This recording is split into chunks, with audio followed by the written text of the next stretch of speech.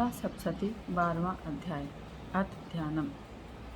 मैं 3 नेत्रों वाली दुर्गा देवी का ध्यान करता हूँ। उनके श्री अंगों की प्रभा बिजली के समान है। वे सिंह के कंधे पर बैठी हुई भयंकर प्रतीत होती हैं। हाथों में तलवार और ढाल लिए अनेक कन्याएं उनकी सेवा में खड़ी हैं।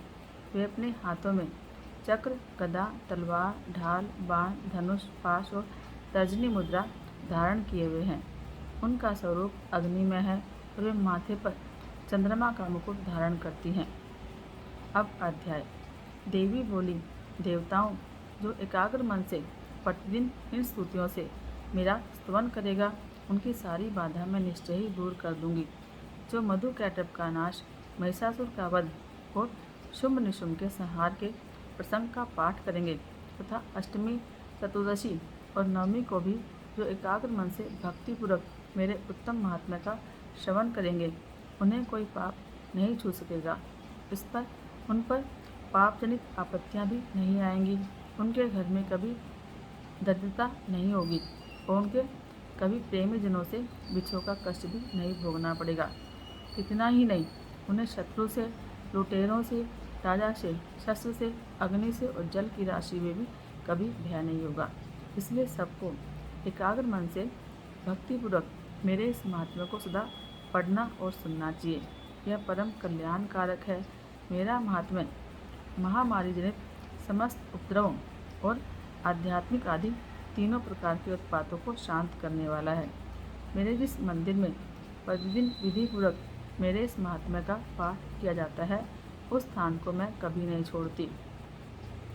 वहाँ सदा ही मेरा सन्निधान बना रहता है। बलिदान, पूजा, होम और महोत्सव के अवसर पर मेरे इस चरित्र का पूरा पाठ और श्रवण करना चाहिए।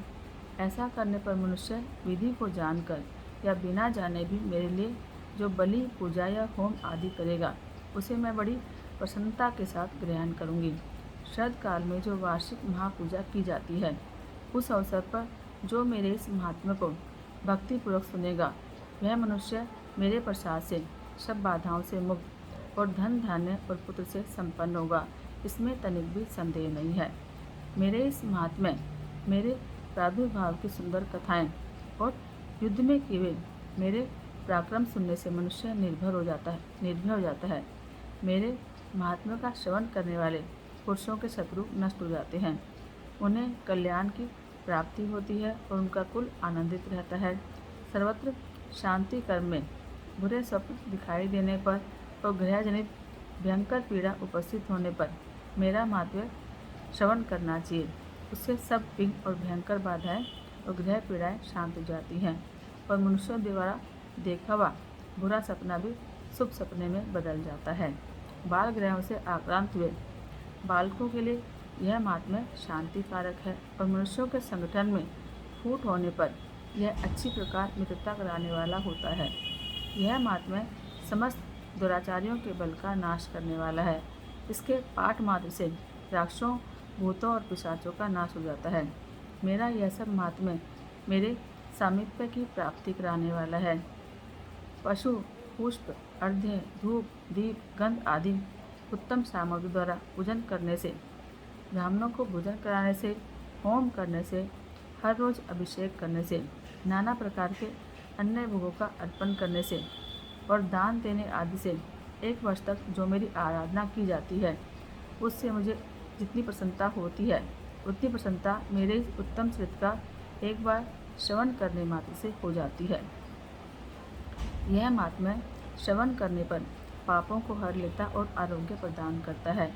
मेरे प्रादुर्भाव का कीर्तन समस्त भूतों से रक्षा करता है और मेरा युद्ध विषय चरित्र दुष्ट दैत्यों का संहार करने वाला है।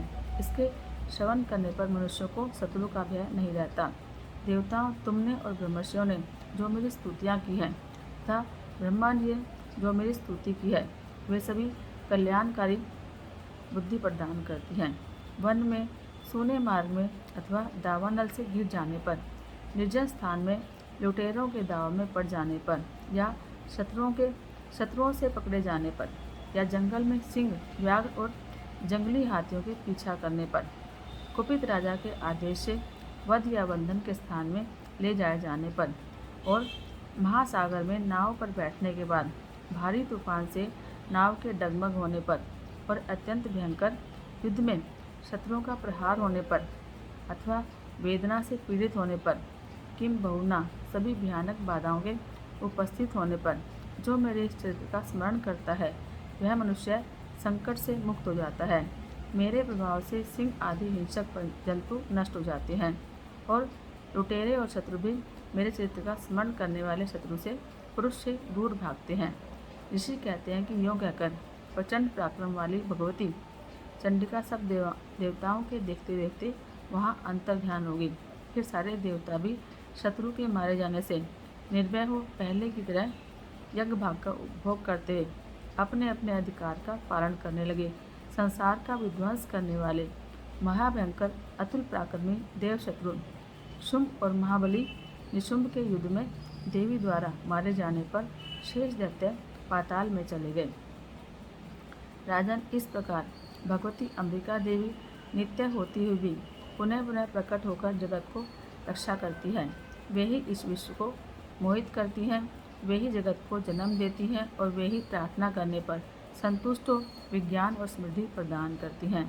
राजन, महाप्रलय के समय महामारी का स्वरूप धारण करने वाली वे महाकाली ही इस समस्त ब्रह्मांड में व्याप्त हैं। वे ही समय समय पर महामारी होती और वे ही स्वयं अजन्मा होती हुई सृष्टि के रूप में प्रकट होती हैं।